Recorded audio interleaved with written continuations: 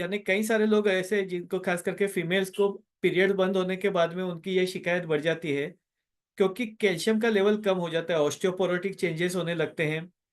लेकिन ये केवल तभी की बात ऐसा नहीं है।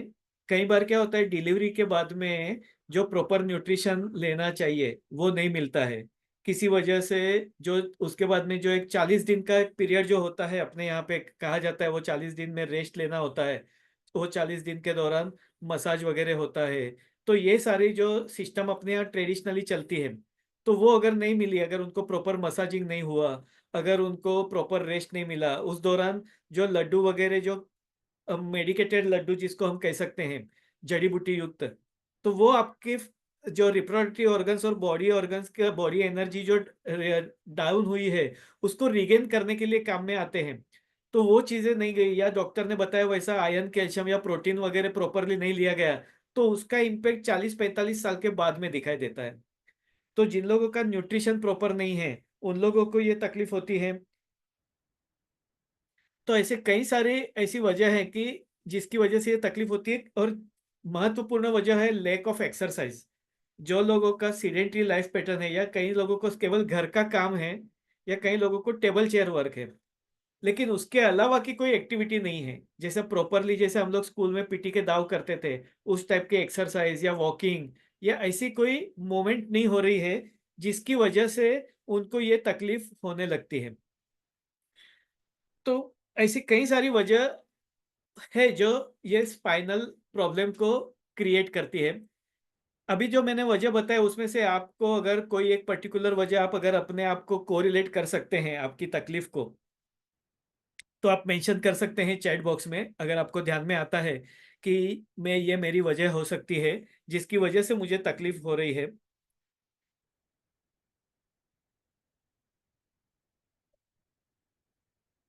जैसे कई लोगों को न्यूट्रिशन, अगर डॉक्टर ने कहा है कि आपका कैल्शियम लेवल कम है, विटामिन डी कम है, B12 कम है, तो उसकी वजह से होती है। तो या स्लिप डिस्क की शिकायत है। ओके, नॉर्मली स्लिप डिस्क की शिकायत वेट लिफ्टिंग या फॉरवर्ड बेंडिंग की वजह से होती है। ओकेशनली वो एक झटके के साथ में होती है, बाकी एक क्रॉनिक प्रोसेस होता है, धीरे धीरे हमारे वो हिस्सा कमजोर होने लगता है। और कभी तो भी एकदम से हम जब कोई जंप जर्क लगता है और हमें शिकायत शुरू हो जाती है।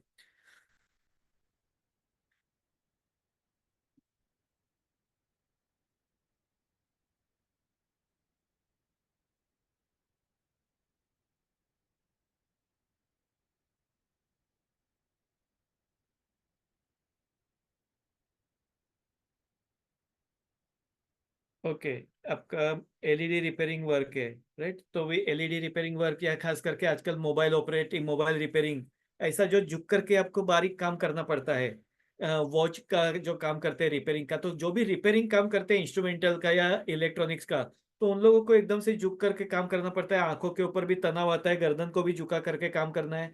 कोई डिजाइनर वर्क होता है, जैसे कोई ज्वेलरी डिजाइनिंग कर रहा है, कोई एम्ब्रॉयडरी वर्क कर रहा है, या जो फीमेल्स ब्यूटिशियन का जॉब करते हैं, और वो लोग मेहंदी वगैरह का इस्तेमाल करते हैं, मेहंदी करती है, तो मेहंदी के लिए भी आपको नीचे झुक करके काम करते रहना पड़ता है। तो ऐसे जो जॉब है जिसकी वजह से ये गर्दन के ऊपर दबाव आता है और जिसकी वजह से तकलीफ शुरू होती है। तो गर्दन से जुड़ी कई सारी शिकायतें, जिसमें कॉमनली अगर हम देखें तो सर्वाइकल स्पॉन्डिलाइटिस, आपने देखा होगा कई सारे लोगों को गले में पट्टा पहनते हैं, तो या कॉलर बेल्ट जिसको हम कहते हैं, या नेक कॉलर जिसको हम कहते हैं, तो वो कॉलर बेल्ट पहनते हैं कई सारे लोग। नेक स्टिफनेस, गर्दन अकड़ जाती है, पीछे झुकने में तकलीफ होती है, पीछे देखने में, अगर पीछे देखना है तो पूरा गर्दन, हमें पूरा शरीर को घुमाना पड़ता है, उतनी गर्दन अकड़ी हुई होती है। टॉर्टिकोलिस, टॉर्टिकोलिस ये भी गर्दन की शिकायत है। कई बार हम लोग सोते हैं तो सोने का तरीका गलत हो जाने की वजह से गर्दन हमारी अकड़ जाती है, स्टिफ हो जाती है। तो ज्यादातर इसमें क्या क्या तकलीफ होती है, गर्दन से जुड़ी हुई जो शिकायतें होती है उसके सिम्टम्स क्या होते हैं? तो एक तो गर्दन दर्द होती है, तो गर्दन में दर्द होता है या स्टिफनेस होता है, वहां पे जकड़न महसूस होती है कि हमें ऐसा लगता है जैसे हमारी गर्दन के ऊपर किसी ने वजन रख दिया है।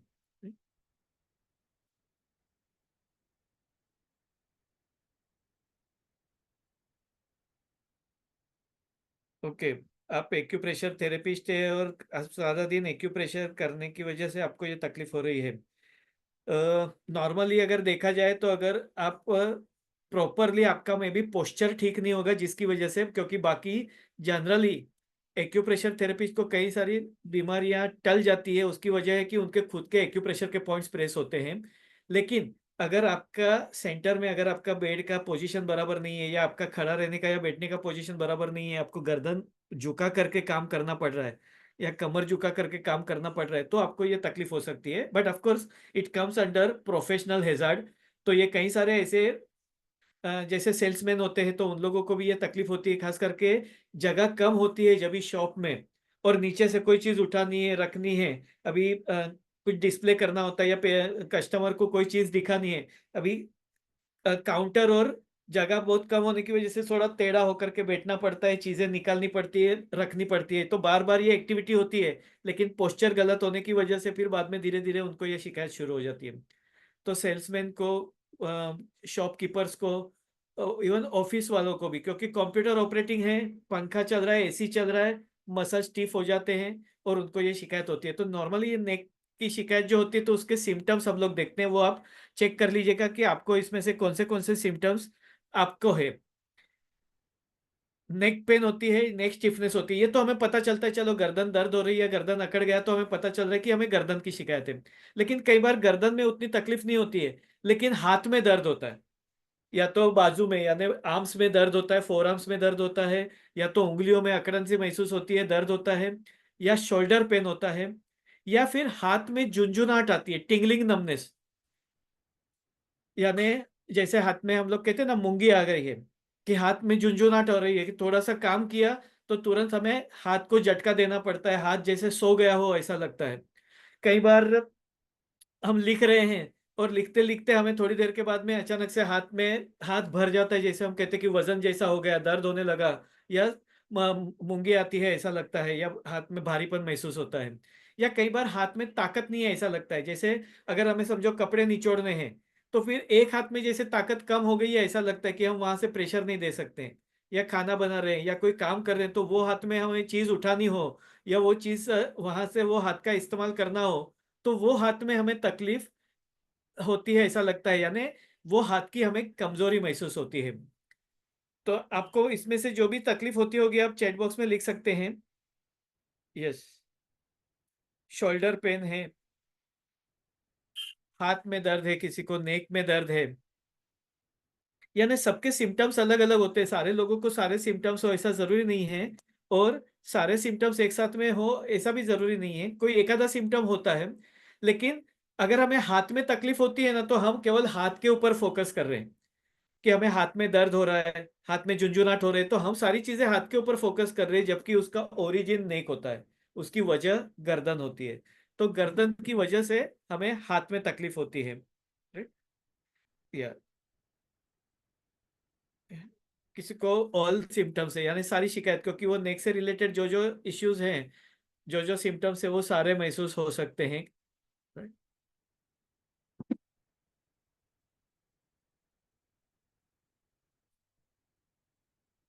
उसके बाद में हम देखते हैं लोअर बैक पेन, कमर से जुड़ी हुई शिकायत के लिए। यस, नेक पेन है, one side pain in I and face, right. Shoulder pain, जैसा मैंने कहा ना कि गर्दन का दर्द है, तो गर्दन से जुड़ी हुई जो नस है अगर वो सर तक जाती है तो सर में भारीपन महसूस होता है, आंख के ऊपर जैसे वजन रख दिया ऐसा लगता है। कई बार फेस के ऊपर जब हम चबाते हैं तो हमें डिफरेंस पता चलता है कि एक बाजू पे हम लोग आसानी से चबा सकते हैं, दूसरी बाजू चबाते वक्त में हमें कुछ एबनॉर्मल फीलिंग होता है, निगलते वक्त में गले में जैसे भारीपन महसूस होता है, यानी एक साइड का गला हमें फ्री लगता है, एक साइड का हमें चेहरा फ्री लगता है, दूसरी साइड का भारी भारी लगता है, या उसके ऊपर वजन रख दिया ऐसा लगता है। तो ये सारे सर्वाइकल से रिलेटेड इश्यूज हैं, सर्वाइकल प्रॉब्लम या सर्वाइकल जो नर्व हैं उसको कंप्रेस होने की वजह से ये तकलीफ होती है, या डिजेनरेटिव चेंजेस की वजह से। लोअर बैक पेन, कमर का दर्द, कितने लोगों को कमर का दर्द है? कई सारे लोगों को बताया था यहाँ पे कि कमर दर्द है।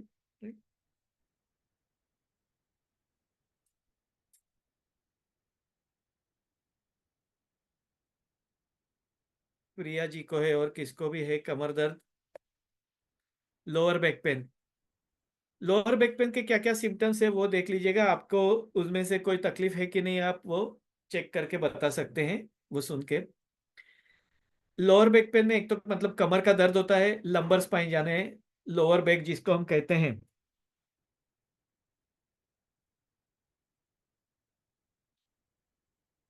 ये जो हमारा हिस्सा है ये कमर का हिस्सा है, ये गर्दन का हिस्सा है।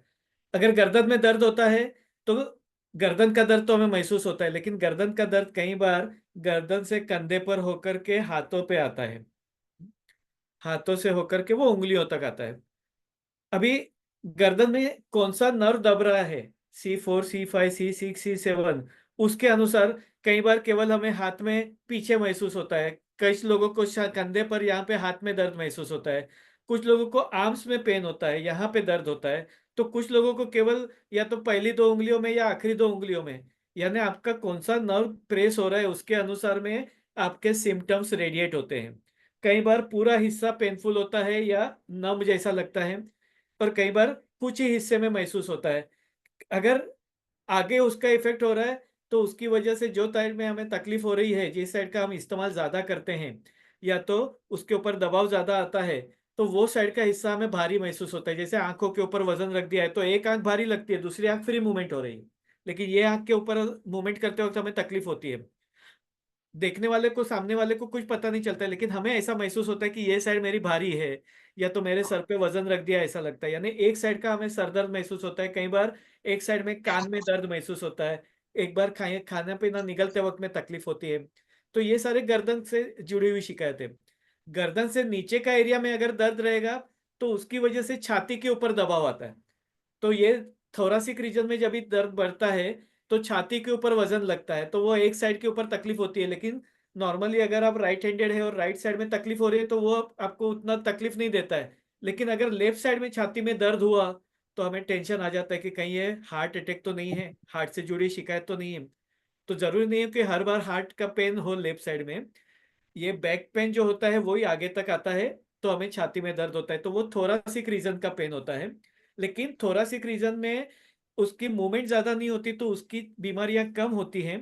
ज्यादातर जो बीमारियां होती है वो सर्वाइकल या लंबर रीजन में होती है।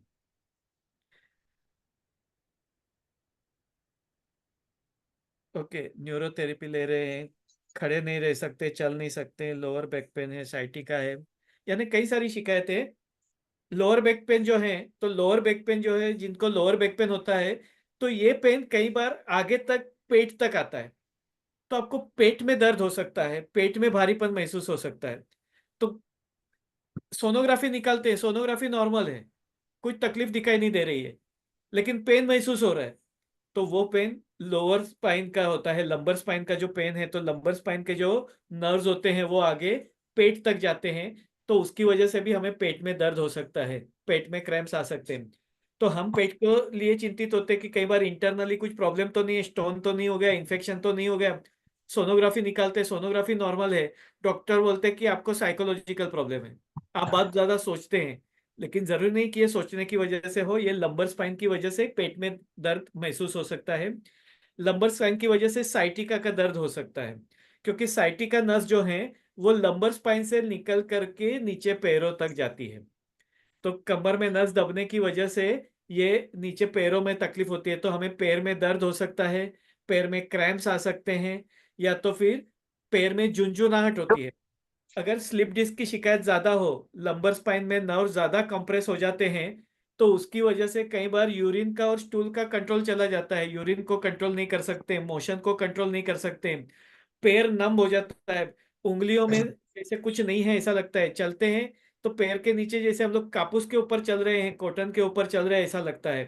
या कई बार पैरों में से चप्पल निकल जाती है और पता नहीं चलता है। ये एक्सट्रीम केसेस में होता है, जब बहुत ही ज्यादा नर्व कंप्रेशन होता है, स्पाइनल कैनाल स्टेनोसिस जब ज्यादा हो जाता है तभी ये होता है। तो ये स्टेज तुरंत नहीं आता है, ये ओवर द पीरियड होता है, जब हम इग्नोर करते हैं, उसकी ओर ध्यान नहीं देते हैं, तभी जाकर के ये तकलीफ बढ़ती है। ऑल ऑफ ए सडन तभी आ सकता है, कोई एक्सीडेंट हो जाए, गिर जाए और इंजुरी हो जाए, तो उसकी वजह से ये होता है।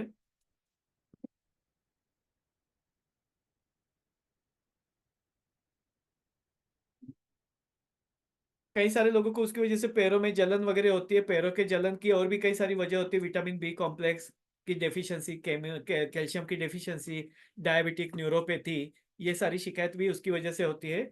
लेकिन लंबर स्पाइन की वजह से आपको कमर में दर्द हो सकता है, पेट में तकलीफ हो सकती है, पैरों में दर्द हो सकता है, पैरों में झुंझुनाहट हो सकती है।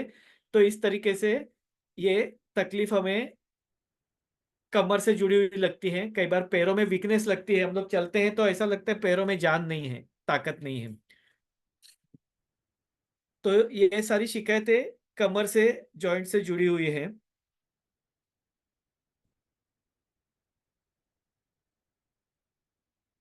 आप में से कितने लोगों को कमर की शिकायत ऐसी, मैंने अभी जो बताया उसमें से कुछ सिम्टम्स मैच हो रहे हैं? अगर कुछ मैच हो रहे हैं तो यस लिखिए, गर्दन के या कमर के जो भी। नॉर्मली डॉक्टर एक्सरे रिकमेंड करते हैं, लेकिन एक्सरे में वर्टेब्रल कॉलम की शिकायत पता चलती है, मसल्स की या नर्व्स की पता नहीं चलती है।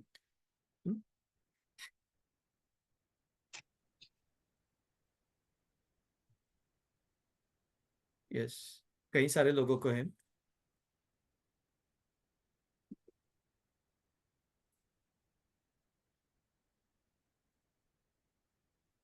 ओके, कमर में और पैरों में है, लोअर बैक पेन है, सीवियर है, right?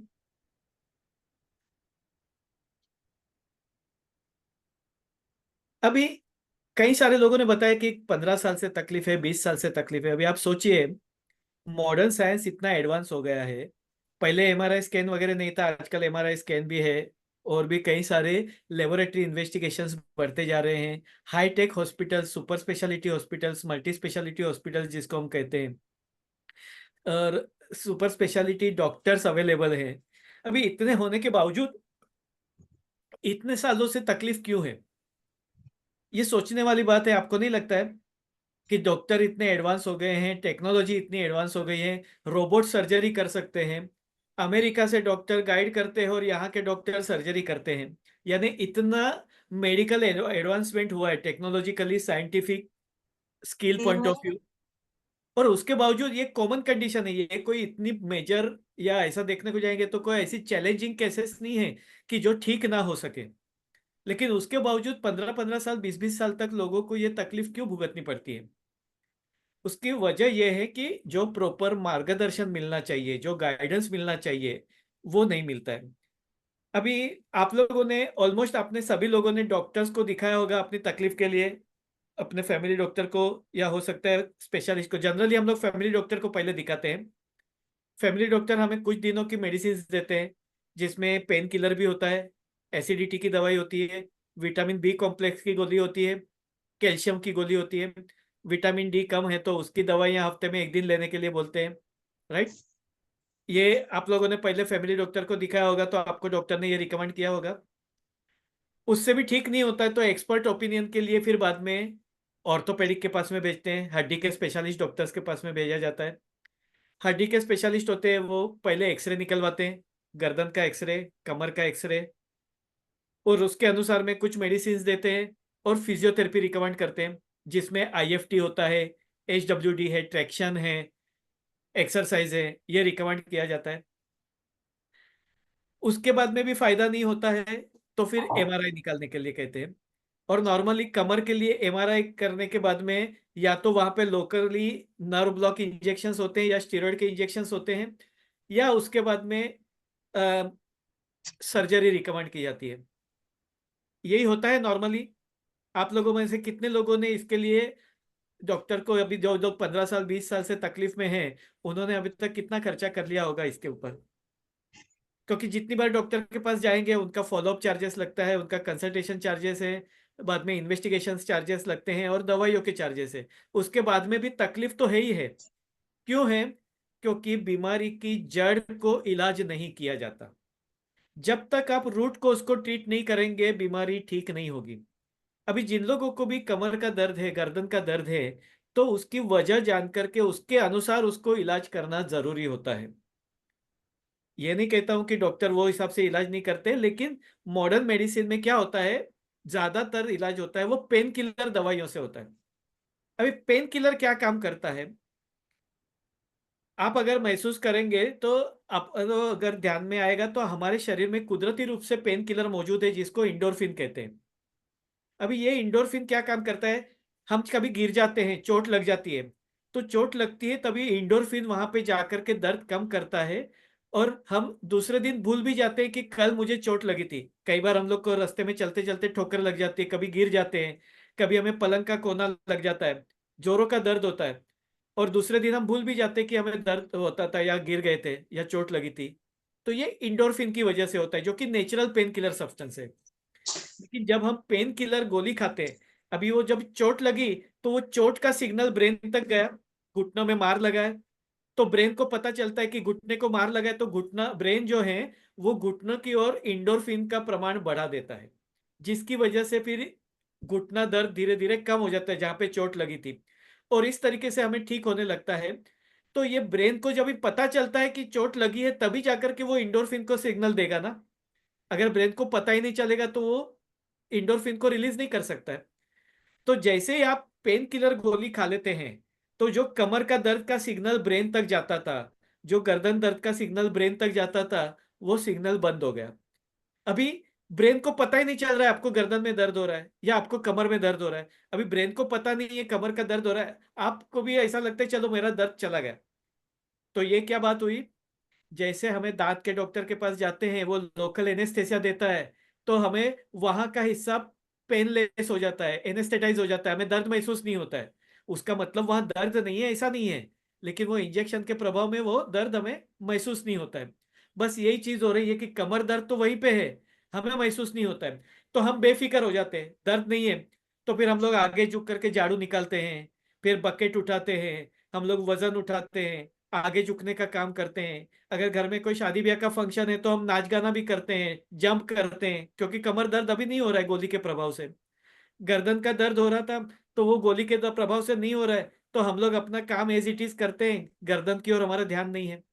हमारी अंदर की तकलीफ बढ़ते जाती है, डीजनरेशन बढ़ते जाता है, नर्व कंप्रेशन बढ़ते जाता है, मसल स्पाज्म बढ़ते जाता है और बाद में गोली भी काम में नहीं आती है। कितने लोग ऐसे हैं कि जिन लोगों को गोली खाने के बाद में भी दर्द कम नहीं होता है, जिन लोगों को भी सीवियर पेन है गर्दन का या कमर का, गोली खाने के बाद में भी वो दर्द कम नहीं होता है। कई बार हमारे पास पेशेंट आते हैं तो वो लोग कहते हैं कि गोली खाने में दिन में 3-3 गोली खा रही हूँ लेकिन मेरा दर्द कम नहीं हो रहा है। यानी धीरे धीरे बॉडी रेजिस्ट होने लगती है, वो दवाई को भी रिस्पॉन्ड नहीं करती है, क्योंकि शरीर ने नेचुरल इंडोर्फिन बनाना कम कर दिया। हमारे शरीर में कुदरती रूप से ठीक होने की प्रक्रिया है, अगर हम उसको एक्टिवेट करते हैं तो हमारी बीमारी ठीक हो सकती है। लेकिन हम बीच में ही गोली खा करके वो सारी सिस्टम को डिस्टर्ब कर देते हैं, जिसकी वजह से शरीर उसका जो काम करना चाहिए वो नहीं कर सकता।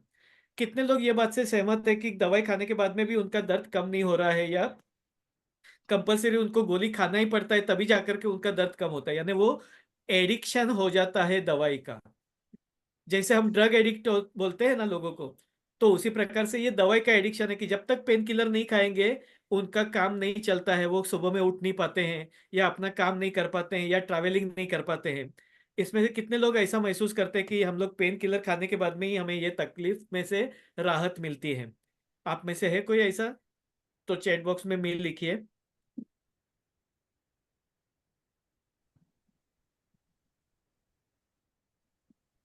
यस, शुभांगी जी है, और किसको है? कोई है ऐसा जिनको गोली खाने के बाद में ही राहत मिलती है?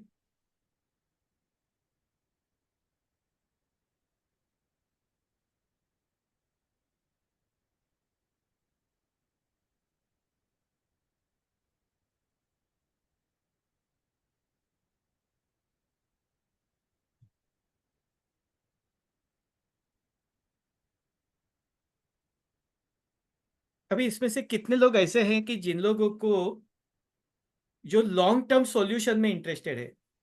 टेम्पररी रिलीफ चाहिए तो आप TR लिख सकते हैं, टेम्पररी रिलीफ की अभी मुझे तकलीफ है तो मुझे अभी के लिए आप क्या बता सकते हैं, तो वो मुझे गाइड कीजिए।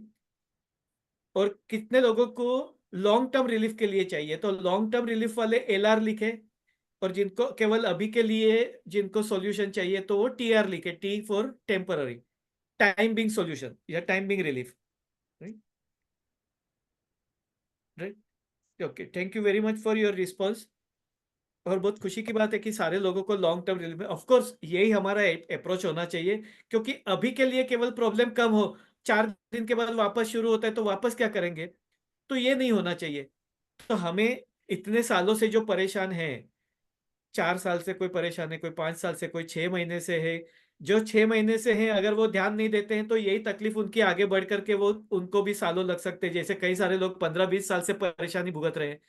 तो इतने मेडिकल एडवांसमेंट के बाद में भी 15-20 साल से तकलीफ को भुगतना, ये सच में, ये डॉक्टरों के लिए भी शर्मनाक बात है, हमारे लिए भी ये काफी सोचने वाली बात है कि ये ऑर्डिनरी कंडीशन को भी 15-20 साल तक क्यों भुगतना पड़ता है। उसकी वजह यह है कि जो होलिस्टिक सॉल्यूशन होना चाहिए, आपको एक बात ध्यान में रखनी है कि केवल दवाई, केवल गोली आपका प्रॉब्लम सॉल्व नहीं कर सकती। इतनी बात अभी आपको क्लियर हो गई। जो लोगों को ऑलरेडी 6 महीने से, 12 महीने से या साल, 2 साल से तकलीफ है, आप दवाई ले रहे हैं, अगर दवाई से ठीक हो गया होता तो आपको इतने साल से तकलीफ नहीं रहती थी अभी। क्लियर? मेरी बात से सहमत है आप लोग? कि अगर दवाई से ठीक होने वाला होता था तो पहले हमने फैमिली डॉक्टर की दवाई ली, उसके बाद में स्पेशलिस्ट डॉक्टर की दवाई ली, फिर एक डॉक्टर से फायदा नहीं होता है तो किसी ने बताया तो दूसरे डॉक्टर का ओपिनियन लिया, दूसरे डॉक्टर से भी दवाई ली। 2-3 ओपिनियन हम लोग लेते हैं, 2-3 डॉक्टर्स को दिखाते हैं। कोई बोलता है कि ये डॉक्टर अच्छे हैं, वो बोलते हैं वो हॉस्पिटल अच्छी है, हम वहां पे जाते हैं क्योंकि हमारी तकलीफ है, तो हमें ऐसा लगता है कि कहीं से तो छुटकारा मिले। यानी हम बड़े से बड़े सुपर स्पेशलिटी हॉस्पिटल में जाते हैं और सुपर स्पेशलिटी डॉक्टर्स को दिखाते हैं, लेकिन उसके बावजूद भी तकलीफ वही की वही।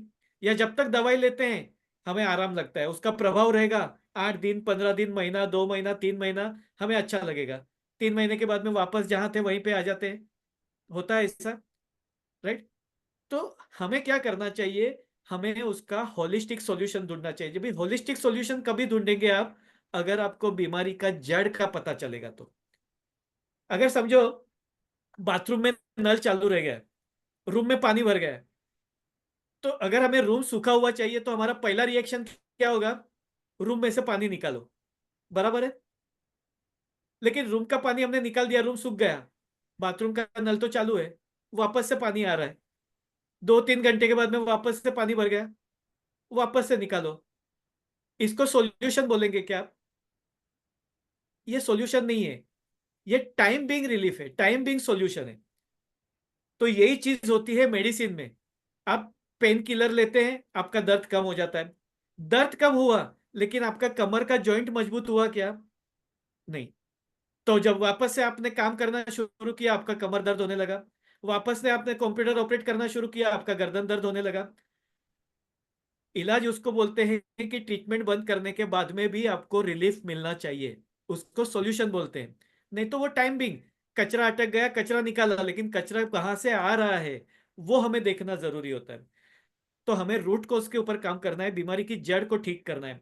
अभी मैं आपको एक एग्जांपल देता हूं, आप उसको अपनी लाइफ के साथ में आप कंपेयर करने की कोशिश कीजिए। हमारे आसपास में लेबर वर्कर रहते हैं, कई बार आपने देखा होगा रोड साइड पे काम करते, रोड खोदने का, गटर खोदने का, ये सारा काम करते, बिल्डिंग बनाने का काम करते, कंस्ट्रक्शन वर्क करते, कितना हेवी काम करते वो लोग। उनकी फीमेल्स को भी आपने देखा होगा, पत्थर का घमेला उठा करके कितने माला चढ़ती उतरती है दिन भर में, पत्थर तोड़ते हैं। भाजी बेचने वाली औरतों को देखा होगा, कितना 30-30, 40 किलो का भाजी का टोकरी लेकर के वो भागदौड़ करते हैं। उनको गर्दन का दर्द है क्या? उनको कमर का दर्द होता है क्या? आपने देखा होगा, वो लोग इतना फिट रहते हैं क्योंकि उनको रेगुलरली एक्सरसाइज मिलती है, धूप मिलती है, पसीना निकलता है, कचरा बाहर निकलता है, इसकी वजह से वो लोग हेल्दी है। और हम लोग क्या काम करते हैं, हम लोग कंप्यूटर ऑपरेट कर रहे हैं, हम घर में किचन में खाना बना रहे हैं, हम कपड़ा धो रहे हैं, हम झाड़ू लगा रहे हैं, साफ सफाई कर रहे हैं, हम सेल्समैनशिप कर रहे हैं, शॉप में काम कर रहे हैं। यानी हम लोग कोई ऐसा भारी काम नहीं कर रहे हैं उनके कंपैरिजन में। तो अभी आप मुझे ये बताइए, तकलीफ लेबर वर्कर को होनी चाहिए या हमें होनी चाहिए? कमर का दर्द वजन उठाने वाले को होना चाहिए या हमें होना चाहिए? कंप्यूटर ऑपरेट करने वालों को कमर का दर्द होना चाहिए, गर्दन का दर्द होना चाहिए, या भाजी का टोकरी उठाने वाले को कमर का दर्द या गर्दन का दर्द होना चाहिए? क्या लगता है आपको, किसको होना चाहिए?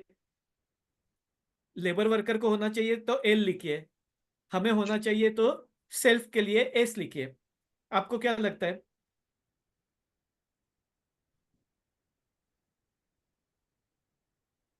यानी भारी काम वो कर रहे हैं लेकिन तकलीफ हमें हो रही है, क्योंकि वो लोग जो काम कर रहे हैं उसकी वजह से उनके मसल स्ट्रांग हैं, उनके जॉइंट स्ट्रांग हैं। वो लोग 50-100 किलो का गोनी उठा के पूरा ट्रक लोड अनलोड करते हैं, फिर भी उनको तकलीफ नहीं हो रही है। हम लोग एक आधा बकेट उठा लेते हैं और हमें गर्दन में दर्द होने लगता है। हम लोग थोड़ा भाजी का 5 किलो का थैली लेकर के आए और हमारे गर्दन कमर में दर्द होने लगा, क्योंकि हमारा जॉइंट कमजोर है, हमारे मसल्स कमजोर हैं। तो इलाज क्या होना चाहिए? दर्द कम करना ये इलाज होना चाहिए, या आपके जॉइंट्स को स्ट्रेंथ देना इलाज होना चाहिए? आपको क्या लगता है? पेन किलर उसका इलाज होना चाहिए, या उसकी स्ट्रेंथ बढ़ाना ये उसका इलाज होना चाहिए?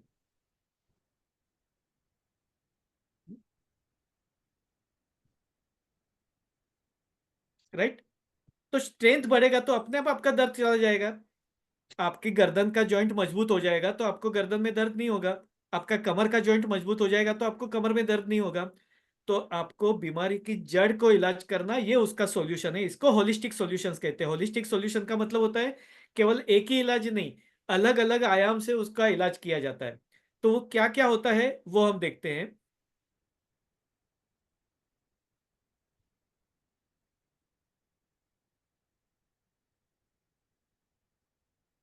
आपको सेशन इंटरेस्टिंग लग रहा है या बोर हो रहे हैं आप? अगर इंटरेस्टिंग लगता है तो आर लिखिएगा, बोर हो रहे हैं तो बी लिखिएगा, ताकि मुझे पता चले तो फिर मैं वो हिसाब से चेंजेस करूँ। अगर आपको सेशन में मजा आ रही है, जानकारी मिल रही है, इंटरेस्टिंग है, तो आई लिखिए। नॉलेजेबल लगता है तो के लिखिए। और अगर बोरिंग हो रहा है तो बी लिखिए। यस। यस, इंटरेस्टिंग है, थैंक यू। क्योंकि क्या होता है जब भी थियरी ज्यादा होती है ना, तो कई बार कई सारे लोग बोर हो जाते हैं। उनको लगता है कि अभी इसमें से तो हमारे काम का कुछ मिल नहीं रहा है, लेकिन अगर आप गौर से देखेंगे तो इसमें आपको पूरी आपकी जो तकलीफ है उसका सॉल्यूशन आपको इसमें से, या उसके ऊपर सोचने का आपका तरीका बदल जाएगा। अभी होलिस्टिक सॉल्यूशन में क्या होता है? होलिस्टिक सॉल्यूशन में आपका पोस्चर करेक्शन करना होता है कि आपका बैठने उठने का तरीका सही होना चाहिए। तो क्या होना चाहिए क्या नहीं होना चाहिए, तो वो जानकारी दी जाती है पोस्चर करेक्शन में। क्योंकि अगर हमारा काम करने का बैठने का तरीका गलत हो और उसकी वजह से नर्व के ऊपर प्रेशर आ रहा है, मसल्स के ऊपर प्रेशर आ रहा है, या स्टिफनेस हो रही है और वो दर्द देता है, तो वो केवल गोली खाने से नहीं होगा, हमारा तरीका बदलने से होगा। तो जैसे हम सोफे पर सोते हैं, या फोन पर बात कर रहे हैं और गाड़ी भी चला रहे हैं, तो अभी ये हमारा पोस्चर गलत है जिसकी वजह से हमें तकलीफ हो रही है। तो कौन सा पोस्चर करेक्शन के लिए क्या क्या चेंज, यानी पोस्चर करेक्शन करना हमारे लिए जरूरी होता है। योगा और एक्सरसाइज जरूरी है, क्योंकि ये आपके मूवमेंट को बढ़ाता है, आपके मसल्स की स्ट्रेंथ भी बढ़ाता है, मसल्स की फ्लेक्सिबिलिटी बढ़ाता है, और मसल्स का जॉइंट्स का ब्लड सर्कुलेशन एक्टिवेट करता है, वहां के टॉक्सिन्स को रिमूव करता है। और इसके लिए योगा और एक्सरसाइज जरूरी होता है। तो जो लोगों को ऐसा लगता है कि हम केवल दवाई लेंगे और हम ठीक हो जाएंगे, डॉक्टर हमारा इलाज करेंगे और हम ठीक हो जाएंगे, तो वो लोग बहुत बड़ी गलती कर रहे हैं या बहुत बड़े भ्रम में जी रहे हैं। कोई भी डॉक्टर या कोई भी दवाई आपको 50% से ज्यादा रिलीफ नहीं दे सकती, कोई भी बीमारी हो। फिर वो हार्ट की, लिवर की, किडनी की, सर्जिकल, नॉन सर्जिकल, कोई भी दवाई की या कोई भी बीमारी हो, 50% से ज्यादा आपको फायदा नहीं हो सकता है। 50% रोल आपका खुद का होता है। यानी आपका बैठने उठने का तरीका कैसा है, आप कितना एक्सरसाइज वगैरह करते हैं, आपका खान पान का तरीका क्या है, आपकी लाइफस्टाइल क्या है, आपका मेंटल स्ट्रेस कितना है, ये सारी बातें उसके ऊपर निर्भर करती है। जब आप ये सारी चीजों के ऊपर फोकस करते हैं तभी जाकर के आप पूरी तरीके से ठीक होते हैं। और अगर इन चीजों को अगर आप करेक्ट करते हैं तो आपको दवाइयों की जरूरत भी नहीं पड़ती है। आप मुझे बताइए, हमारा जो प्रीवियस जनरेशन था, यानी यहाँ पे तो आज कई सारे सीनियर सिटीजन बैठे हैं, और मैं मानता हूं तब तक ये जो सीनियर सिटीजन है वो हमारे से ज्यादा फिट है। जो 40s के 50s के लोग हैं उससे ज्यादा फिट आज के सीनियर सिटीजन है। और उनके पेरेंट्स और उनके ग्रैंड पेरेंट्स इनसे भी ज्यादा फिट थे। जो लोग 80 साल पे, 70-80 साल तक खेतों में काम करते थे, हंसते खेलते चले गए। जो लोग दवाइयों की जरूरत नहीं पड़ती थी, हार्ट का प्रॉब्लम नहीं, बीपी का नहीं, डायबिटीज का नहीं। आप भी अपने ग्रैंडफादर ग्रैंड पेरेंट्स को याद कीजिए। उनके प्रीवियस जनरेशन को, अपने ग्रैंड पेरेंट्स को आप याद कीजिए। आपको पता चलेगा कि वो लोगों ने कितनी दवाइयाँ खाई है, कितने साल वो लोगों ने हॉस्पिटल में या बेड पे बिताए हैं। और आजकल हम लोग देखते हैं 40-45 साल के बाद से दवाइयाँ शुरू हो जाती है। कोई बीपी का दवाई ले रहा है, कोई कोलेस्ट्रॉल का ले रहा है, कोई डायबिटीज का, कोई थायराइड का ले रहा है, कोई हार्ट के लिए ले रहा है। यानी कितने सालों तक हम दवाइयाँ खा रहे हैं, यानी हम दवाइयों के सहारे जिंदा है। जबकि पहले के लोग थे, वो जिंदगी जी रहे थे, एंजॉय कर रहे थे। कभी तो भी दवाइयों की जरूरत पड़ी तो बाकी हंसते खेलते निकल गए। लेकिन आजकल आप देखते हैं कि कितने सालों तक दवाइयां ले रहे पड़ती है। उसकी वजह यह है कि हम लोग डॉक्टर के ऊपर डिपेंडेंट है, हम लोग दवाइयों के ऊपर डिपेंडेंट है। तो सबसे पहले हमें हमारी सोच बदलनी होगी। हमें अपनी हेल्थ का कंट्रोल हमारे हाथ में लेना होगा। अभी हो क्या हो रहा है, हमने हमारा रिमोट कंट्रोल डॉक्टर के हाथ में दे दिया है। तो हमें लगता है डॉक्टर दवाई देंगे और हम ठीक होंगे। डॉक्टर अपनी पूरी कोशिश कर रहे हैं, लेकिन बाकी का लाइफस्टाइल को करेक्शन करना आपके हाथ में है। और ये नहीं हो रहा है, इसी की वजह से आपको बीमारियां अभी तक ठीक नहीं हो रही है। नहीं तो 15-20 साल 25 साल क्यों लगे बीमारी को ठीक होने के लिए? क्योंकि अगर दवाई से ठीक होना था तो इतने साल में ठीक हो गया होता, लेकिन नहीं हुआ। क्योंकि उसके लिए जो होलिस्टिक सॉल्यूशन मिलना चाहिए था वो नहीं मिला। ठीक है। न्यूट्रिशन, खाने पीने का बहुत बड़ा रोल होता है। जैसे आयुर्वेद के अनुसार ये सारी जो दर्द की शिकायतें हैं वो वात की वजह से होती है। अभी जिनको पेट साफ नहीं होता है उनको ये तकलीफ बढ़ जाती है, जिनको गैसेस हो जाते हैं उनको ये तकलीफ बढ़ जाती है। आप में से कितने लोग ऐसे हैं जिन लोगों को डॉक्टर ने बताया कि आपका गर्दन का नस दब रहा है या कमर का नस दब रहा है? कितने लोगों को आपका डॉक्टर ने बताया हुआ है कि आपका C4 C5 में दर्द है, या L4 L5 में तकलीफ है, या नस दबा हुआ है, या गादी खिसक गई है? राइट। भूपिंदर जी को है, और किसको है? आपको डॉक्टर ने बताया होगा। एक्सरे निकालने को बोलते हैं, MRI निकालने को बोलते हैं, उसके बाद में कहते हैं कि आपका ये नस दब गया है ना? कई सारे लोगों को बताया। अभी आप मुझे बताइए, नस तो दबा हुआ है, गर्दन का हो या कमर का, तो दबा हुआ नस है, तो दर्द आपको रोज होना चाहिए या कभी तो भी होना चाहिए? नस तो दब गया हुआ है ना, वो तो खुला नहीं है, नस तो दबी हुई है। तो 24/7 यानी 2400 घंटे आपको एक सरी का दर्द रहना चाहिए, या कभी तो दर्द ज्यादा हो कभी ठीक होता है, ऐसा होना चाहिए? आइडियली क्या होना चाहिए, नस दबा हुआ है तो रोज होना चाहिए 24/7, क्योंकि नस तो दबा हुआ है, वो तो खुला नहीं है। लेकिन आपका दर्द 2400 घंटा एक सरी का रहता है क्या? कभी दर्द बढ़ जाता है, कभी कम हो जाता है। आप जब भी रिलैक्स मोड में होते हैं आपको अच्छा लगता है, एक्सर्शन करते हैं दर्द बढ़ जाता है, पेट साफ नहीं हुआ दर्द बढ़ जाता है, गैस हो गई दर्द बढ़ जाता है, खट्टा खा लिया दर्द बढ़ जाता है, ट्रैवलिंग किया दर्द बढ़ जाता है। होता है ऐसा? तो तभी दबी हुई नस का क्या? जब भी आपको आराम लग रहा है तो तभी वो दबी हुई नस खुल गई क्या? नस तो दबी हुई है ना, वो तो खुली नहीं है। तो फिर आपको रिलीफ कैसे मिला? क्योंकि जब भी आपके शरीर में जो गैस बनी है वो गैस जाकर के वो वीक एरिया में जाके अटकती है, तभी दर्द होता है। गैस वहां से छूट जाती है, आपका दर्द चला जाता है। यानी नस दबी हुई है, लेकिन वो परेशान कभी करती है जब भी वहां पे वात अटकता है, गैस अटकता है। तो जब भी आपका पेट साफ नहीं होगा दर्द बढ़ेगा। अभी बारिश का मौसम है, दर्द बढ़ेगा। ठंडी का मौसम में दर्द बढ़ेगा, गैस बढ़ेगी। कब पेट साफ नहीं होगा दर्द बढ़ेगा। मानते हैं इस बात को? सहमत है आप मेरी बात से? अगर आप एग्री है तो ये लिखिए। कितने लोगों को ये महसूस होता है कि डॉक्टर ने बोला है कि नस दबा हुआ है, आपकी हड्डी घिस गई है, आपके गादी खिसक गई है, गादी दब गई है? अगर ऐसा है तो आपको दर्द एक सरीका होना चाहिए या नहीं?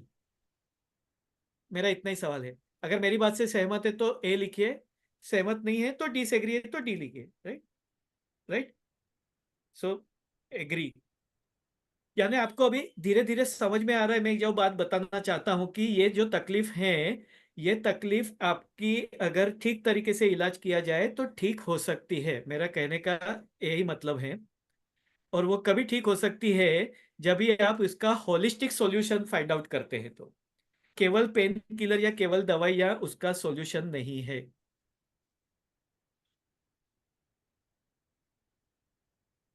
तो आपका न्यूट्रिशन में चेंजेस करना जरूर होता है। जैसे अगर हमें विटामिन की कमी हो, कैल्शियम की कमी हो, तो हमारे खाने पीने में वो चीजें होनी चाहिए जो हमें मसल्स में, जॉइंट्स में स्ट्रेंथ देने का काम करे। अगर जो चीजों से हमें गैसेस बनते हैं वो चीजें हमें टालनी चाहिए, तो ये सारी चीजें न्यूट्रिशन में आती है, डाइट में आती है।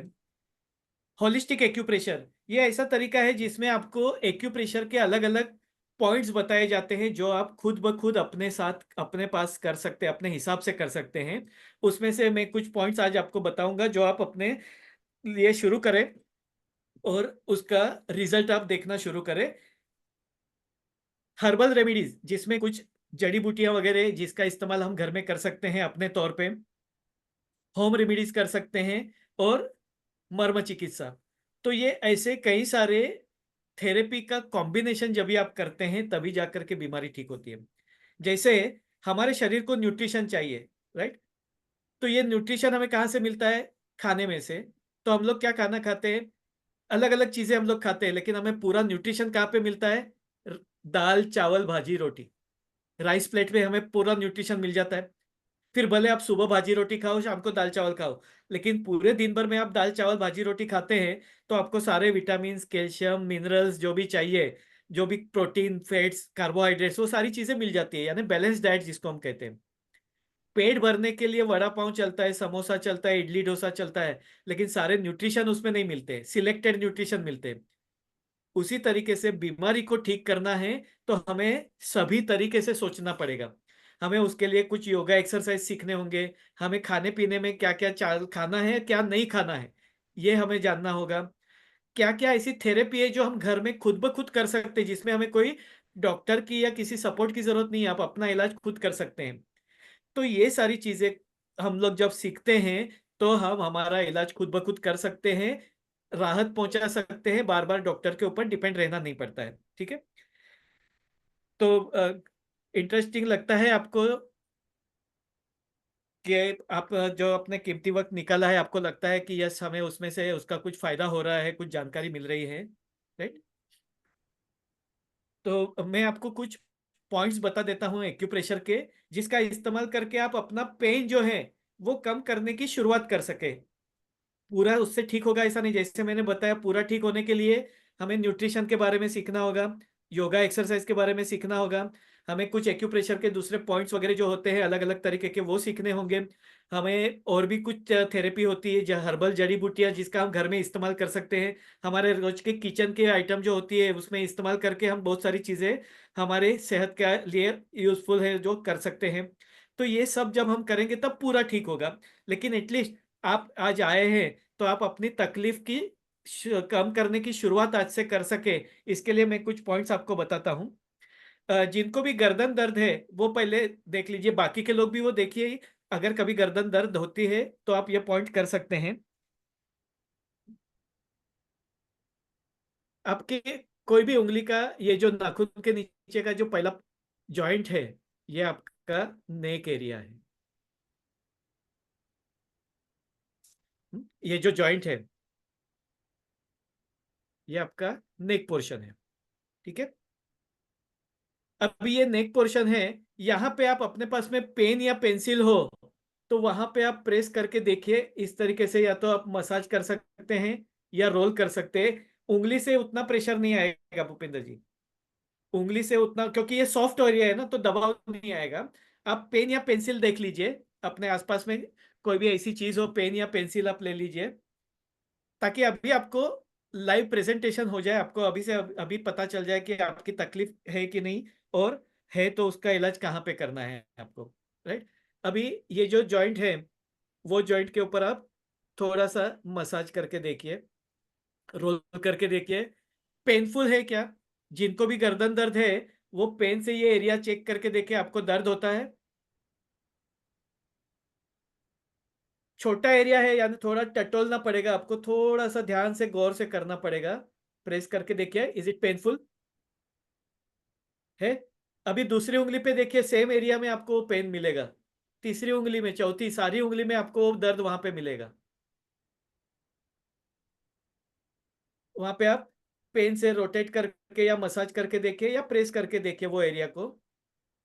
और वो सीवियर पेन होता है, वो दबाते हैं ना तो ऐसा लगता है कि बहुत हो गया, बहुत ज्यादा दर्द हो रहा है, ज्यादा दबाना नहीं है पेनफुल।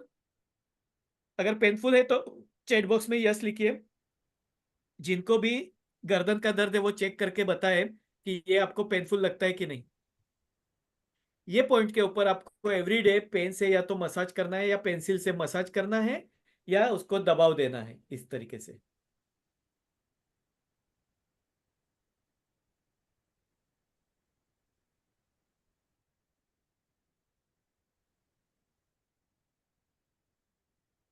इस तरीके से इसको मसाज करना है या दबाव देना है।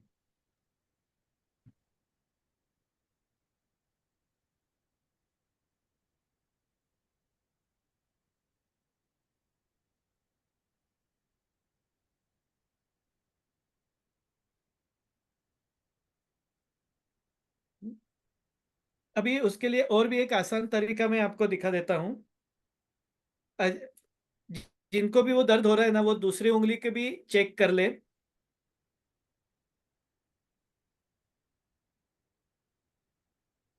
दूसरी उंगली के जो भी दूसरी उंगली यानी आप दोनों हाथ में आपको वो पॉइंट मिलेंगे।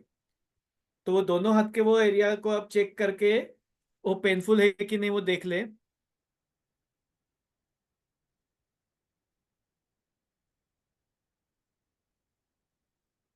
अभी उसको एक और आसान तरीका मैं आपको बताता हूँ लॉन्ग टर्म रिलीफ के लिए। अभी अभी हमने दबाया, अच्छा लगा, लेकिन कितनी बार दबाएंगे? थोड़ी देर के बाद वापस दर्द हुआ, क्योंकि अब जी जिनको 15-20 साल से या 5 साल से भी तकलीफ है तो वो क्या 1 मिनट का दबाव देने से तो ठीक नहीं होगा। और ये दबाव कितना देना है आपको? उसके ऊपर आपको आधे से 1 मिनट प्रेशर देना है। पेन है तो पेन से या तो आपको 1 2 3 4 ऐसे 30 से 40 बार यानी हार्डली ½ to 1 मिनट या तो आप पेन से रोटेट कीजिए, मसाज कीजिए या दबाव दीजिए। तो ये आपको धीरे धीरे करना है। 1 मिनट एक उंगली पे किया, दूसरी उंगली पे, ऐसे आप सारी उंगली पे किया, 10 मिनट में आपका काम हो गया। 10 मिनट पॉइंट दबाया, थोड़ी देर के बाद में वापस दर्द उठा, अभी वापस दबाएंगे, कितनी बार करेंगे? तो उसके लिए और एक आसान तरीका आपको बताता हूँ। ये ऐसी पेपर टेप होती है और आपके घर में मेथी का या मूंग का दाना होता है, ये आप देख सकते हैं, ये मेथी का दाना लगाया हुआ है मैंने। तो वैसे मूंग का दाना, मेथी का दाना, अलग अलग जो भी सीड्स हम लोग घर में इस्तेमाल करते हैं, तो कोई भी गेहूं का दाना भी चल सकता है, राई का दाना, काली मिरी का दाना, मटर का दाना, राजमा का दाना, लेकिन बाकी के दाने बड़े होते हैं, पॉइंट काफी छोटा है। तो बेस्ट रहेगा आप मूंग का या मेथी का दाना इस्तेमाल करो, टेप पे लगा दो। आपने जो पॉइंट पेनफुल दिख आपको महसूस हो रहा है वो पेन से मार्क कर दो।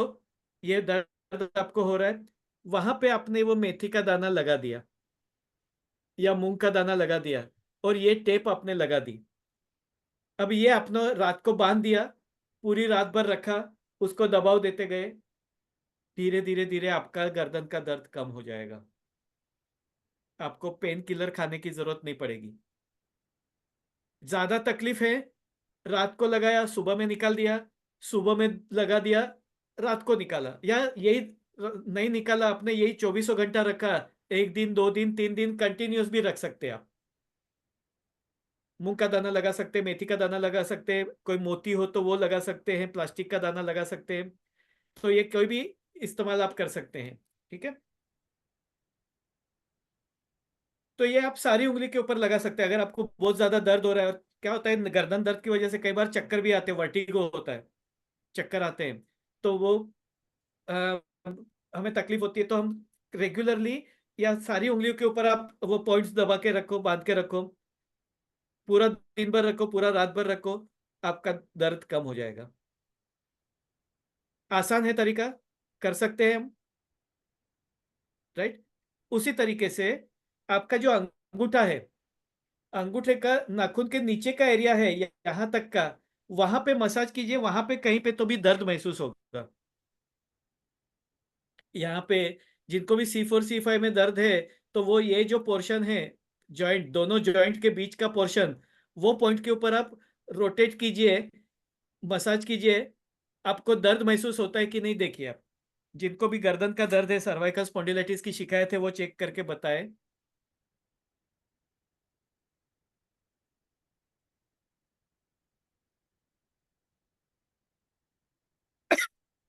मिला पेनफुल पॉइंट आपको? थंब पे मिला, अंगूठे पे, राइट? वहां पे भी उसी तरीके से आप पेन से मसाज कर सकते, रोल कर सकते। अभी समझो कि ये पूरा गर्दन में दर्द है या पूरा एरिया में दर्द है, तो इस तरीके से आप समझो कि बड़ी पट्टी के ऊपर बहुत सारे दाने लगाए हैं, तो वो पूरे के पूरे दाने मैंने यहाँ पे गर्दन वाले एरिया में लगा दिए, और वो टेप मैंने बांध दिया इस तरीके से, यहाँ पे रखा और इसके ऊपर से मैंने दूसरा टेप लगा दिया। अब ये पूरा एरिया में प्रेस करूंगा, मुझे कंटिन्यू एक्यूप्रेशर होते रहेगा, मेरा गर्दन का दर्द कम हो जाएगा। इजी है? इजी है तो चैट बॉक्स में ई लिखिए। इंटरेस्टिंग लगता है आपको? आप कर सकते हैं ऐसा लगता है कि यस, ये सारी चीजें हम फॉलो कर सकते हैं, हम सीख सकते हैं या हम इस्तेमाल कर सकते हैं? इजी है?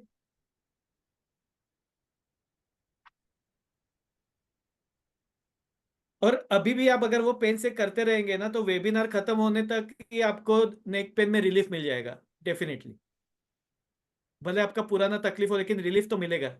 हो सकता है थोड़ी देर के लिए मिले, लेकिन रिलीफ जरूर मिलेगा। और आप पट्टी बांधने का शुरू कर देते हैं तो ये रिलीफ धीरे धीरे बढ़ते जाएगा। Clear? Yes, thank you very much. अभी हम कमर के लिए देखते हैं, लोअर बैक पेन। जिन लोगों को भी लोअर बैक पेन है, उन लोगों को उंगली का ये जो लोअर पोर्शन है,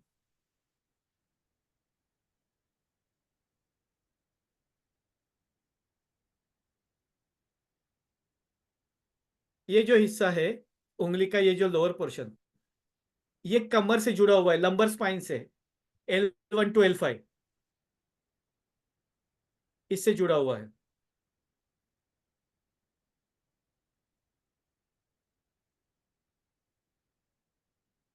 हम्म? ये लंबर स्पाइन से जुड़ा हुआ है। तो कमर दर्द होता है तो यहाँ पे आप पॉइंट प्रेस कर सकते हैं। जिनको भी कमर दर्द है, वो लोग ये एरिया चेक करके बताएं, ये पेनफुल है कि नहीं। हम्म? ये एरिया पे आप प्रेस करके बताएं, जिनको भी कमर दर्द है, वो पेनफुल है कि नहीं।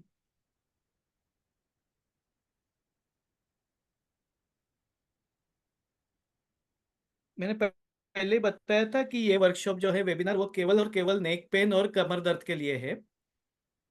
दांत दर्द, शोल्डर पेन, ये सब जो शिकायत है, वो उसके लिए दूसरे वेबिनार आपको अटेंड करने पड़ेंगे। आज का जो टॉपिक है वो प्योरली नेक और बैक के रिलेटेड है। तो जिनको भी उसके लिए सॉल्यूशन चाहिए, जो लोग अपनी कमर दर्द और गर्दन दर्द का सॉल्यूशन चाहते हैं होलिस्टिक वे से, तो उनके लिए ये सॉल्यूशन अभी मैं बताने वाला हूँ। तो आप कंटिन्यू कीजिएगा, ताकि आपको उसका सॉल्यूशन किस तरीके से मिल सकता है उसकी जानकारी मैं आपको दूंगा। तो कमर दर्द के पॉइंट्स आपको मिला, पॉइंट एरिया मिला आपको, पेनफुल है?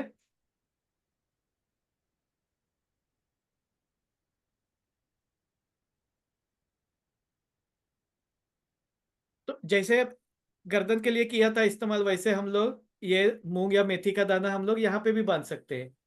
2-3 दाने भी बांध सकते हैं, डिपेंडिंग अपॉन एरिया। या अदरवाइज सारी उंगली के ऊपर हम लोग पेन से या पेंसिल से मसाज करें, दर्द कम हो जाएगा। ठीक है? अगर पूरा एरिया में दर्द है, तो जैसे मैंने बताया, ऐसे कई सारे दाने बांध करके आप उसको ठीक कर सकते हैं। क्लियर?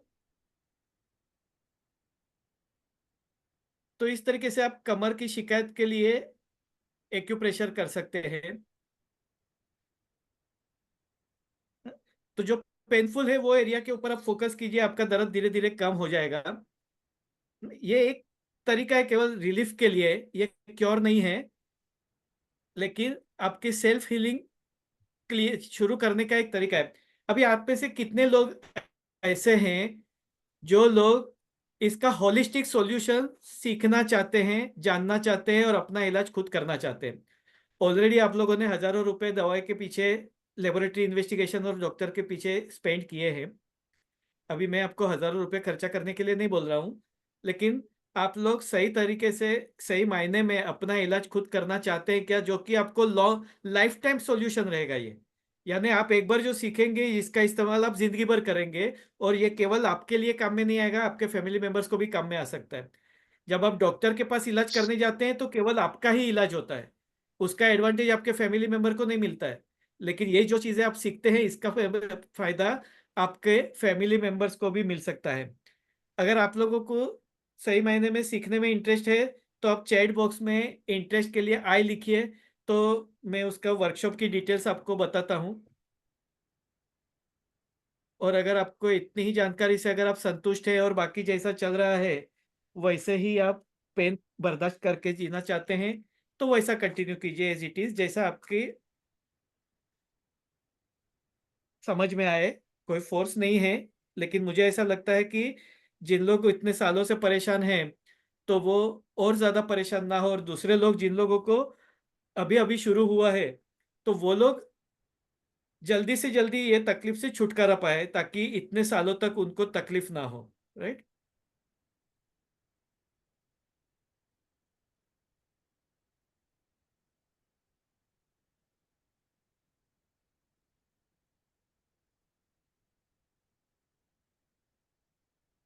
कई सारे लोगों को यह सीखने की इच्छा है।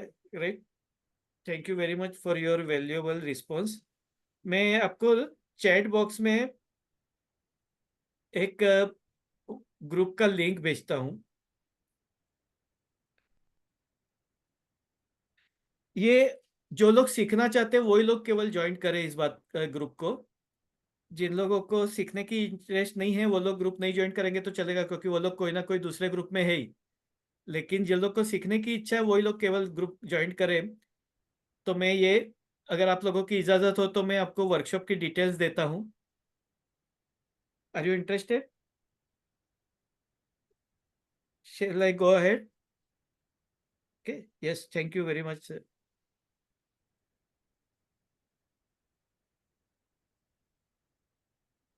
ये वर्कशॉप है, नेक वर्कशॉप जो है दोनों सेपरेट है, क्योंकि कुछ लोग हैं जिन लोगों को केवल नेक से रिलेटेड ही सीखना है, कुछ लोग हैं जिन लोगों को केवल लोअर बैक से रिलेटेड बोलेंगे कि अगर मुझे गर्दन का दर्द है तो मुझे केवल गर्दन दर्द का। तो दो अलग अलग मैंने रखे हैं और कॉम्बो भी है, तो जिनको जिसमें ज्वाइन करना है वो कर सकते हैं। इसमें आपको पूरा होलिस्टिक सॉल्यूशन बताया जाएगा। ये जो नेक हार्मनी जो प्रोग्राम है, तो जिसमें नेक से रिलेटेड जो जो वजह है उसके होलिस्टिक सॉल्यूशंस एक आप। का गोरी उत्ते पई थई उहा वठी छॾ। माइक हम्म। किस ने माइक। एक का बच्चों के साथ इंटरेक्ट करना। I am a very emotional person. मैं माइक बंद रखिए प्लीज। जो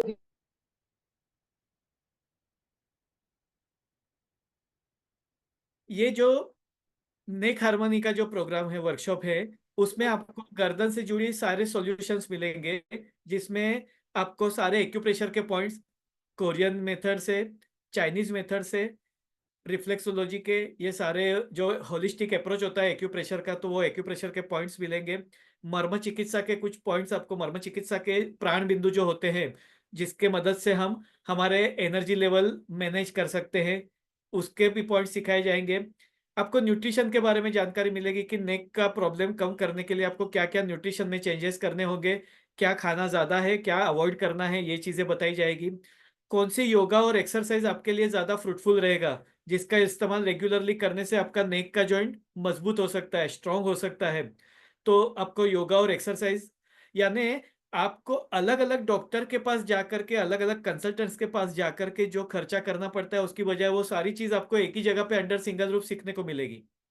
उसके अलावा कुछ होम रेमेडीज बताई जाएगी कि जिसकी वजह से आप अपना खुद का इलाज कर सकते हैं, अपना दर्द कम कर सकते हैं, रिलीफ पा सकते हैं, स्ट्रेस कम कर सकते हैं, मसल्स की फ्लेक्सिबिलिटी बढ़ा सकते हैं। कुछ हर्बल रेमेडीज बताई जाएगी कि जिसका इस्तेमाल आप स्ट्रेंथनिंग के लिए कर सकते हैं। और आप देखिए मॉडर्न मेडिसिन में हर्बल रेमेडीज वगैरह का कोई रोल नहीं होता है, वहां पे वही pain killer, calcium, vitamin, chemical based दवाइयां ही होती है जो कि केवल बीमारी को सप्रेस करती है, ठीक नहीं करती है। ठीक है। यहाँ पे आपको ये सारी चीजें जो आप घर में कर सकते हैं और जिसका इस्तेमाल करने से आपकी कई सारी शिकायतें दूर हो सकती है। तो ये नेक से रिलेटेड एक जो वर्कशॉप है वो 12, 14 और 15, ये 3 दिन है, यानी गुरुवार, शनिवार, रविवार आता है। ये 3 दिन का एक एक घंटे का प्रोग्राम है। आप बताइए कि आपका कोई भी डॉक्टर जो आपके पास से 1000-1500 रुपया आपके पास कंसल्टेशन चार्जेस लेते हैं, आपको कितनी मिनट एक्सप्लेन करते हैं आपकी बीमारी के लिए, आपको क्या करना चाहिए क्या नहीं करना चाहिए।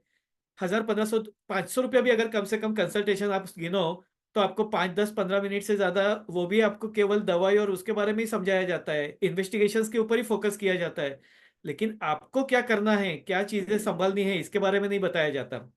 तो यहाँ पे 3 घंटे तक आपको ये सारा नॉलेज मिलने वाला है जो आपको जिंदगी भर काम में आने वाला है।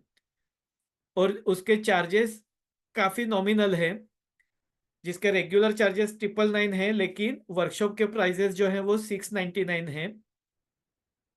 तो जिन लोगों को केवल नेक से रिलेटेड वर्कशॉप अटेंड करना है वो लोग ये वर्कशॉप अटेंड कर सकते हैं। 8 से 9 का टाइमिंग होगा, इसमें आपको रिकॉर्डिंग भी मिलेगा और बाद में भी आपको गाइडेंस मिलते रहेगा। उसके बाद में जो कमर दर्द का जो वर्कशॉप है ये भी उन्हीं दिनों में है, लेकिन उसके बाद में है 1-1 घंटे का ये भी सेशन रहेगा, यानी ये भी 3 घंटे का है। इसका भी ऑफर जो है वो 999 है और 702 उसका ऑफर प्राइस है। तो ये दोनों अलग अलग है, लेकिन जो लोग दोनों करना चाहते हैं उनके लिए स्पेशल ऑफर है। तो जो लोग दोनों करना चाहते हैं तो वो लोग भी ये स्पेशल ऑफर जान ले। और ये स्पेशल ऑफर केवल कुछ गिने चुने 10 लोगों के लिए है जो पहले एक्शन लेंगे।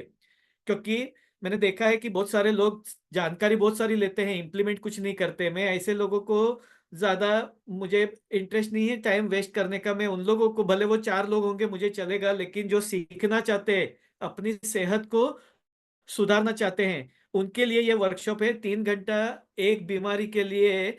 आप बताइए इतने कम चार्जेस में, ये डॉक्टर का एक कंसल्टेशन के चार्जेस या एक्सरे के चार्जेस में आपको इतनी जानकारी मिलने वाली है, और जिसकी मदद से आप हजारों रुपए का खर्चा अवॉइड करने वाले हैं, दवाइयों के खर्चा प्लस दवाइयों से होने वाली साइड इफेक्ट्स को टाल सकते हैं। इस तरीके का ये वर्कशॉप रहेगा, और ये लाइफ टाइम काम में आने वाली चीज है आपको। जबकि डॉक्टर के पास तो आपको हर बार जाना पड़ता है, हर बार खर्चा होता है। ये दोनों कंबाइंड करके उसका एक्चुअल कीमत 1401 रुपया होता है। लेकिन पहले 10 लोग जो एक्शन लेंगे उनके लिए ये ऑफर केवल 999 है, केवल 999 रुपये ये वर्कशॉप की कीमत है। तो जिन लोगों को भी अपना गर्दन और कमर दर्द का सॉल्यूशन चाहिए, वो लोग तुरंत से एक्शन ले सकते हैं। ये वन टाइम इन्वेस्टमेंट है, लेकिन लाइफ टाइम गाइडेंस है। आपको एक ही बार खर्चा करना है, और वो भी इतना बड़ा खर्चा नहीं है। जितना आप होटल में एक बार में खर्चा कर लेते हैं, उतने खर्चे में आपको जिंदगी भर का सॉल्यूशन मिलने वाला है। तो ये मेरा जीपे नंबर भी है और क्यूआर कोड भी है, तो आप ये स्क्रीनशॉट ले लीजिए। मेरा नंबर भी सेव कर लीजिए। आपको अगर कोई भी इससे रिलेटेड कुछ क्वेरी हो, बात करनी हो, ऑलरेडी जो लोग ने ग्रुप ज्वाइन किया है वो ग्रुप में अभी ओपन करूंगा, तो आप वहाँ पे भी अपनी क्वेरी डाल सकते हैं, कोई से जानकारी चाहिए तो। या यहाँ पे भी चैट बॉक्स में आप अगर कुछ पूछना चाहते हैं तो अभी अगर क्वेरी रहेगी तो डाल सकते हैं, मैं आपको जानकारी दूंगा। तो क्या क्या चीजें आप इसमें सीखने वाले हैं। आपने ये स्क्रीनशॉट ले लिया होगा क्यूआर कोड का और जीपे नंबर का, ये फिर से भी दिखाऊंगा मैं। ये वर्कशॉप में आप, आपका गर्दन का दर्द होता है तो उसके लिए क्या क्या पोस्चर करेक्शन करना है, यानी आपको बैठने उठने का तरीका आपका कैसा होना चाहिए, क्या राइट पोस्चर रहेगा जो गर्दन की तकलीफ को या कमर की तकलीफ को ठीक कर सकता है। उसके बाद में कौन से ऐसे एक्यूप्रेशर के और मरमा के पॉइंट्स होंगे कि जो आपके पेन को रिलीफ करने में काम में आएगा। न्यूट्रिशन के बारे में जानकारी दिया जाएगा, जिसमें आपको क्या डूज एंड क्या डोंट्स क्या फॉलो करने होते हैं, क्योंकि ये अगर हमें पता नहीं है, हम वही चीजें गलत कर रहे हैं। जैसे अगर खट्टा खाने से दर्द बढ़ता है और हमें पता नहीं है, लेकिन हम अचार खा रहे हैं, या तो हम खट्टा छाछ पी रहे हैं, या रसम वगैरह खा रहे हैं जिसमें इमली होती है, और वो अगर हमारी तकलीफ बढ़ा रहा है, तो हम कितनी भी दवाई लेंगे, हम लोगों की बीमारी बढ़ते ही जाएगी। राइट। तो हमें तुरंत हमें वो ध्यान में रखना है कि क्या चीजें खाना है क्या नहीं खाना है। या कोठारी जी, आपका पेमेंट आ गया है, थैंक यू वेरी मच। आप मुझे मेरे नंबर पे बाद में स्क्रीनशॉट भेज दीजिएगा, तो मैं आपको मेन ग्रुप में ऐड कर दूंगा। या गर्दन के लिए 699 है, कमर के लिए 702 है, और अगर दोनों लेते हैं तो 999 है। ऐसा जरूरी नहीं कि आपको अभी तकलीफ है तो वही सीखना चाहिए। आप अगर कोई भी चीज सीख के रखेंगे तो आपको प्रिवेंशन के लिए भी काम में आएगा। और ये सबसे बड़ी ब्यूटी है एक्यूप्रेशर और अल्टरनेटिव थेरेपी की। आप मेडिसिन तभी ले सकते हैं जब भी आपको बीमारी हो। आप उसके पहले मेडिसिन नहीं ले सकते। अगर आपको कमर का दर्द नहीं है तो आप गोली नहीं खा सकते। आपको गर्दन का दर्द नहीं है तो आप गर्दन दर्द की गोली नहीं खा सकते। लेकिन आप एक्यूप्रेशर का पॉइंट पहले से कर सकते हैं। आप दवा खाने पीने के चेंजेस करेंगे, आप पोस्चर का करेक्शन करेंगे, आपकी बीमारी नहीं आएगी। यानी ये प्रिवेंशन के लिए भी काम में आता है, ये वेलनेस के लिए भी काम में आता है। यानी ये केवल बीमारी का इलाज नहीं है, बीमारी को आने के रोकने का रास्ता भी है। यानी जिन लोगों को तकलीफ नहीं है और वो अपने आप को सुरक्षित रखना चाहते हैं या हेल्दी रखना चाहते हैं, अगर उसको पता चले कि मेरा पोस्चर करेक्शन क्या है, मेरे को सही किस तरीके से बैठना है, अगर ये उसको पता चल गया तो वो उसका कमर का दर्द होने की संभावना कम हो जाएगी। अगर वो गलत तरीके से बैठ रहा है तो वो तुरंत से समझ जाएगा। यानी ये प्रिवेंशन के लिए भी काम में आने वाला है। कौन सी एक्सरसाइज करेंगे तो नेक और बैक आपका स्ट्रांग होंगे, ये गाइडेंस मिलेगा। और अगर वो शुरू कर देते हैं तो आपका उसका भी बेनिफिट मिलना शुरू हो जाएगा। आप खाने पीने में चेंजेस करना शुरू कर देते हैं तो उससे होने वाली जो बीमारियां हैं, apart from neck pain back pain, वो शिकायतें जो वात की शिकायत, किसी को घुटने का दर्द होता है, किसी को कमर का दर्द होता है, किसी को शोल्डर का पेन होता है, तो वो उससे भी बच सकता है। तो ये सारी चीजें आपको बाकी की बीमारियों से बचने के लिए भी काम में आने वाली है। यानी कई सारा इंफॉर्मेशन, कई सारी जानकारी आपको इसमें मिलने वाली है। तो जिन लोगों को भी केवल गर्दन का करना है तो वो उनके लिए 699 है। आप ये QR कोड और जीपे नंबर उनके लिए भी यही रहेगा। सिर्फ पेमेंट की जो प्राइसिंग है वो बदल जाएगी। तो उनके लिए देखिए, आप नेक पेन के लिए 699, जिसमें ये सारी चीजें आपको एक्सप्लेन करके आपको जानकारी मिलेगी।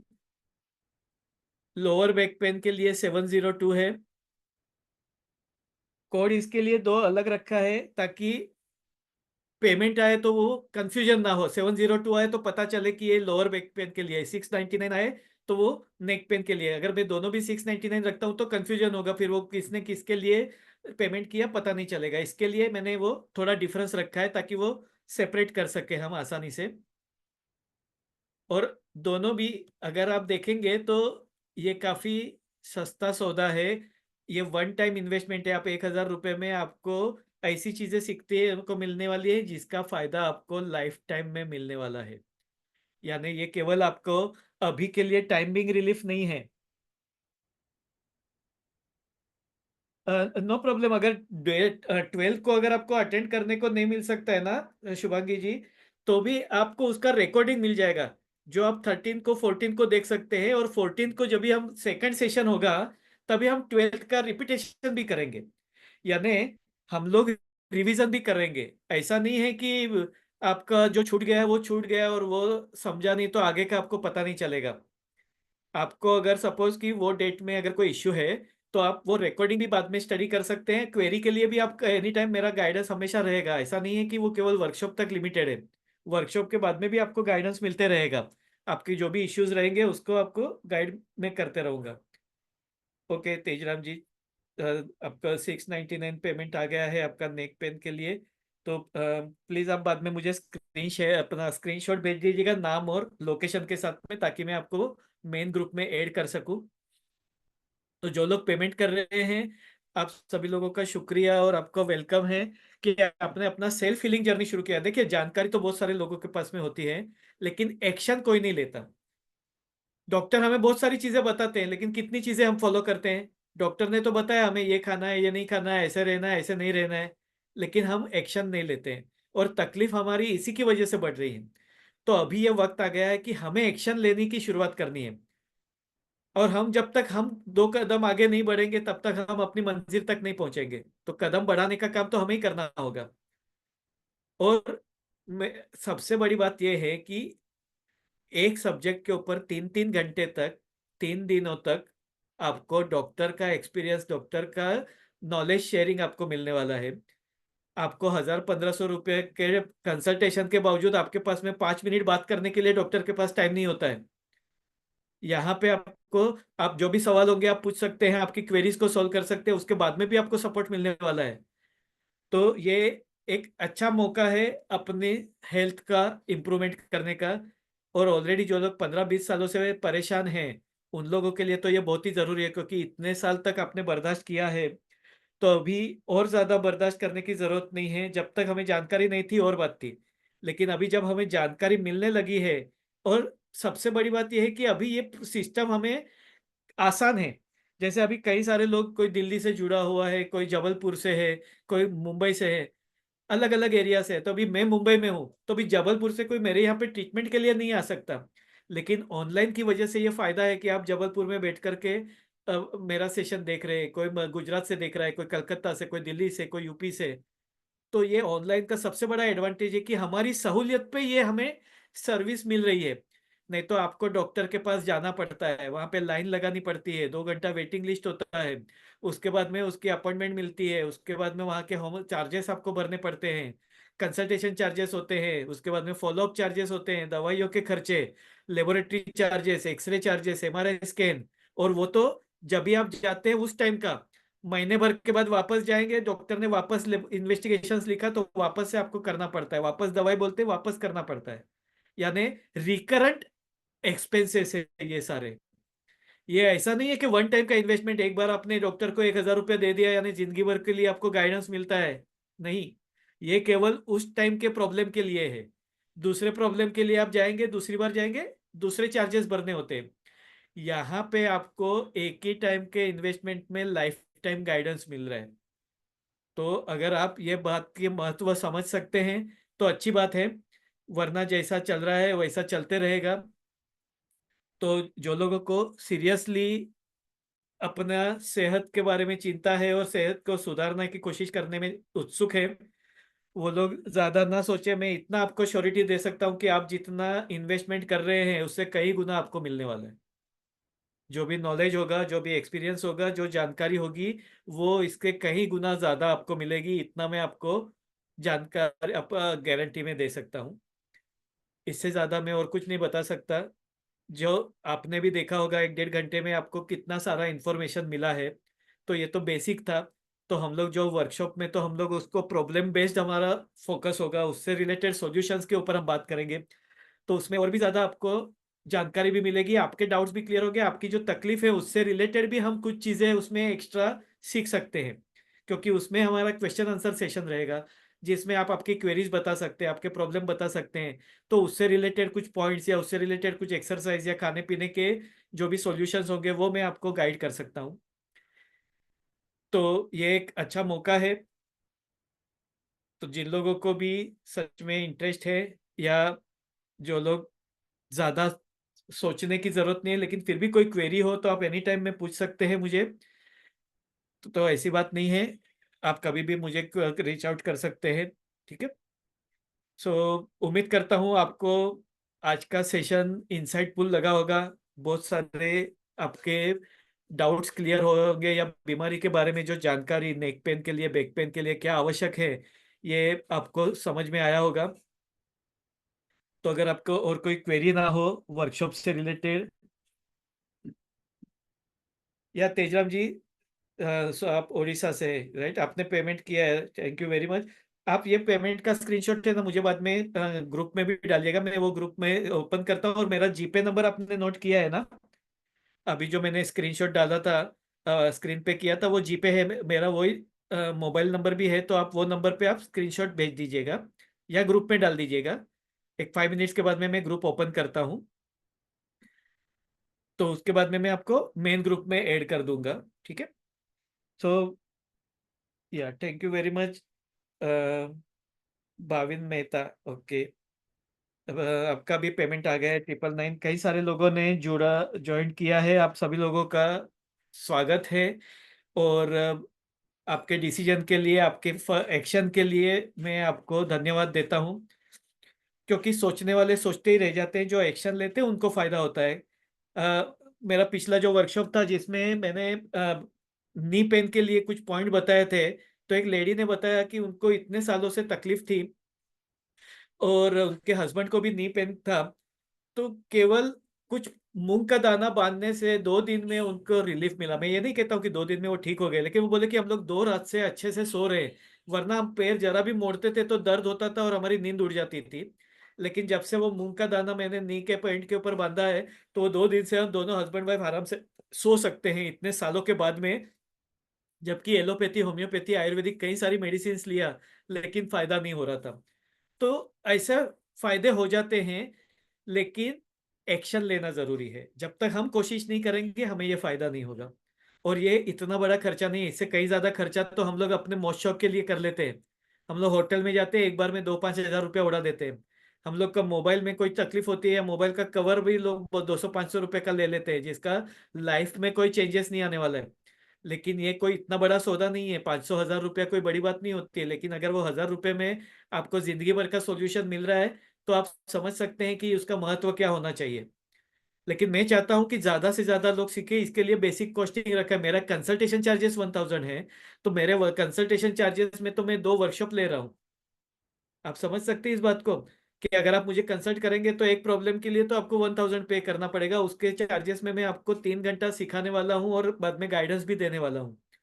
तो आपको उसकी वैल्यू क्या है ये मैं जताने की कोशिश कर रहा हूं, कि आप इतना कोई बड़ा इन्वेस्टमेंट नहीं कर रहे हैं, या तो इतना खर्चा नहीं कर रहे हैं कि जिसकी वजह से आपको कोई बड़ा नुकसान हो। जो भी होगा आपको फायदा ही होगा, इतना मैं बता सकता हूँ। सो कल मेरा और एक सेशन रहेगा जनरल हेल्थ के लिए। तो वो भी आप जो लोग अटेंड करना चाहे तो 9 बजे का ये सेशन रहेगा, तो वो आप अटेंड कर सकते हैं। मैं ग्रुप में लिंक शेयर कर दूंगा। तो वो जनरलाइज रहेगा, ये स्पेसिफिक था प्रॉब्लम ओरिएंटेड नेक पेन और बैक पेन के लिए, वो जनरल रहेगा। तो वो भी आप अटेंड करिएगा जिनको भी पॉसिबल है। तो उसमें भी बहुत सारी जानकारी आपको मिलेगी। जिन्होंने ऑलरेडी अटेंड किया हुआ है उनको तो पता ही है, लेकिन जो पहली बार है वो लोग वो कल का भी सेशन अटेंड कर सकते हैं। सो thank you very much everyone, आप लोगों ने इतने ध्यान से, इतने गौर से, इतने टाइम तक सुना, देर होने के बावजूद भी। तो आपका बहुत बहुत शुक्रिया, आपका कीमती वक्त निकालने के लिए। और उम्मीद करता हूँ आप सभी लोग ये वर्कशॉप से कुछ सीखें, कुछ जानें और उसका इस्तेमाल करें, और अपना नॉलेज भी बढ़ाएं और अपनी सेहत का भी सुधार लाए। So thank you everyone, good night, stay happy, stay healthy, take care. Okay, good night everyone.